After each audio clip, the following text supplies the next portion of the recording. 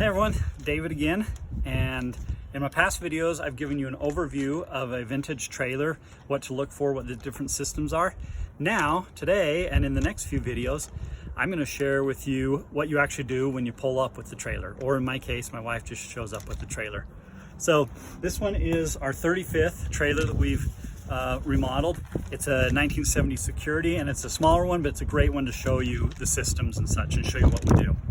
So we pull up, we park it, and this first video is going to be about the outside. What do I do on the outside? So I just start from the front and go to the back. So I plug in the trailer lights. In this case, this has a 7-pin round, okay? And it also has a ground wire to help the ground. Get my lights on, so you can see on the van my lights are on, so I can test the lights on the trailer. So just starting from the beginning, just check the trailer hitch. This moves quite well. If it doesn't move very well, just get some lubricant. Just as an FYI, WD-40 is not a lubricant, it's a degreaser. They do make possibly a lubricant now, but you need to get a lubricant. Just check and make sure it's good. I'm gonna check and see what type trailer it is, usually right here somewhere. It'll tell you what size the ball is. This one, I don't see it. Oh yeah, right there, 2-inch ball. You know, close up on that. 2-inch ball right there, okay? On this side over here, you always want to make sure there's a safety pin, a cotter pin. So right here, you can see there's a hole. That's missing the pin. I need a pin for that. And typically it is like these here. I'll just need to buy one of those to put in there so that can't slide. All right, test the jack. Oh, the jack goes up and down really nicely. Sometimes they're bent and it makes them hard to go up and down. And so you just, if you bend them back, that helps. You can see someone has greased this one here, putting some grease down in there. All right, we'll worry about propane later. Lights are not working, you can see. Like I said, they're lights, trailer lights, the bane of a man's existence. Okay, oops. So it's because you really are supposed to have your trailer. How about now? No. Yeah. Yeah? Are they going on and off? Yeah. How about now? Off.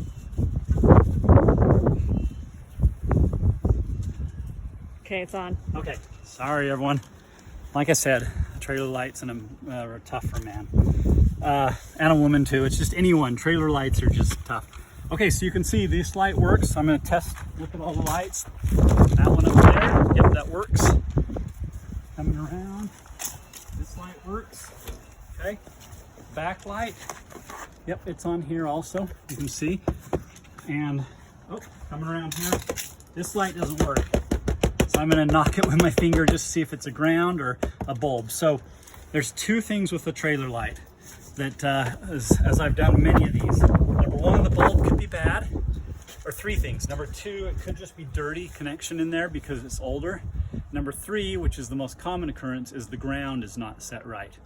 And so I'll tell you about how to work on that. So this one here works. See, before actually when we bought this, oh, see how it's not working? That's the ground, because if I pushed on this wall here, it doesn't work. There's a screw in there that grounds to the trailer. So if this is not working, what you do is you pull this off a little and move it a little and then put a screw in, the ground screw back in, and it should work. Okay, we've got a little compartment there. Let's look at the tires really quick. So the tires, number one, look, see if there's any cracking. These look amazing. The tread is good here on this. You can see how good the tread is. So what I look for is a DOT number right here. See, DOT, and then right here you got a 4-digit number. On here it's 2411. That means this was manufactured the 24th week of 2011. 24th week, 2011. Tires are usually 6 to 8 years good. So these are 10 years old. But this I do know was stored inside for a long time and was taken great care of, and there's no cracks, so I'd probably drive this a few years on it. But you'll want to look. The other thing is if you have a 3-digit DOT number, which is really common on older tires. So any tire before 2000 has only 3 digits, and the first 2 numbers are the week and the last number is the month. So if this was, let's see, if it was 41.1, let's say 3 digits. Come on down here so I can show that. Say if it was 3 digits, that means it would be the 41st week of 1991. And most of the trailers we get, or many of them we get, have tires that are pretty much almost that old. Like the last trailer we had was 1999, the tires were. So you got to replace those. All right, that's a tip. So going forward, I always just check the steps, see if it works and hooks. And many times these have been dinged or hit, and so they're bent, and you can use, and hard to get in and out. You can just bend them back to straighten them, get them in and out. Okay. Also, all right, let's go back over here quickly. Trailer brakes. That's a big question, is do these have trailer brakes? You know that if you have trailer brakes, or they would work, you have to have the 7-pin round or 6-pin round. The flat 4 means there's no trailer brakes. So I'm going to look underneath on this one and see if this has trailer brakes.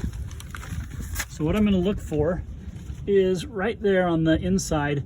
If it had trailer brakes, it would have wires going to the inside of the tire, and it would have a big old drum in there. This one does not have trailer brakes. Now, some people might get worried about that. Trailer brakes were good for the older vehicles, these that towed these. Our vehicles are so powerful and heavy now that I don't really worry about it, especially for a trailer this size. So while I'm under here, I'm going to check the undercarriage. You can see it's rusted. They're always rusted, but there's no structural damage. Hey, there's a hide key under there. And then you can see the underside of this. This is probably the cleanest undercarriage I've ever seen. It is just immaculate for a trailer this old, for a 1970 trailer. That's 51 years old. I'm also going to check the leaf springs, make sure none of the brackets are broken. These look good. These are the brackets here. None of the leaf springs are broken. And then the axle, make sure it's pretty straight, and it looks pretty good. So that's all the things. Then I'll also just look at where the propane lines go. These are the propane lines here. You can come up front and see where it comes out right by that hide key, and then you can follow the propane lines. So that one goes up in to the light inside, and then you've got the stove and the other lights inside. So this looks really good underneath. I'm impressed. Okay, let's see. There you go. One thing also is some people ask about a sway bar. You know, do you need sway bars on these old trailers? I just don't. Yeah, you can, but I have a big vehicle, and again, these trailers ride fine behind these big vehicles. If you have a smaller one, yeah, you might want to get some sway bars to put on. Okay. So, okay, that's it. That is an overview of what I go through on the outside of the trailer. And I'm trying to think if there's anything else. So what we'll do in the next few videos, we'll go through propane and then electrical and water. All right, thanks. All right, when this is David again. You know, I went through and took you through what you do on the outside of a vintage trailer when you pick it up. I forgot 2 things on the outside. Number 1, check the chains. So you want pretty heavy duty chains, and they hook to their safety chains. So if the trailer bounces off, which we had happen once, then the chains will save you. You need to make sure these are good chains. Sometimes these vintage trailers come with cheap little chains. You need the big heavy duty ones. Mary, you order them on Amazon, right? Yeah. How much are they for a good safety chain? Like $15. $15. Not Okay. very much at all. Not very much. And they're heavy duty, and you just wrap it around, and they have the hooks on them already. Second thing I forgot was to show you was about, hold on, let me grab my screwdriver.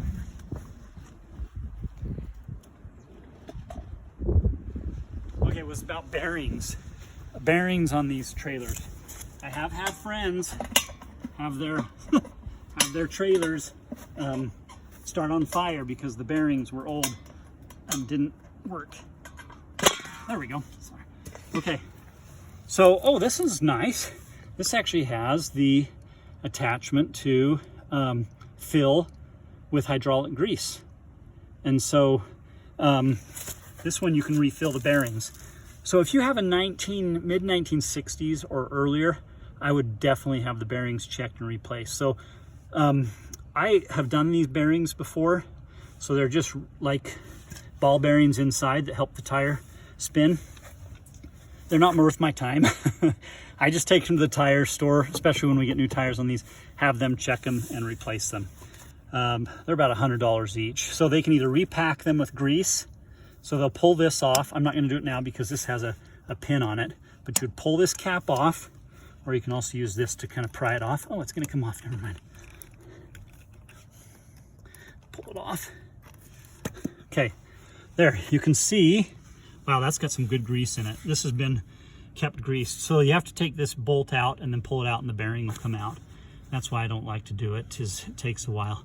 But this has been greased nicely. I know the guy that took care of this, and he said that he put new bearings in recently and packed it. So I'm not gonna worry about it. But otherwise, a lot of times I would check it, have the tire place check it and see if they think new bearings are needed or if they just need to pack it. And I'm sure if you're handy, this is a do-it-yourself. Yep, it is. And there will be, you could find other tutorials online. Yep. We just kind of are at the point where some things we pay for and some we do ourselves. Yep. So that's the two things I forgot, the chains and the bearings. Okay. And if you have any worries, just get them redone. Then you don't have to worry anymore. Thanks.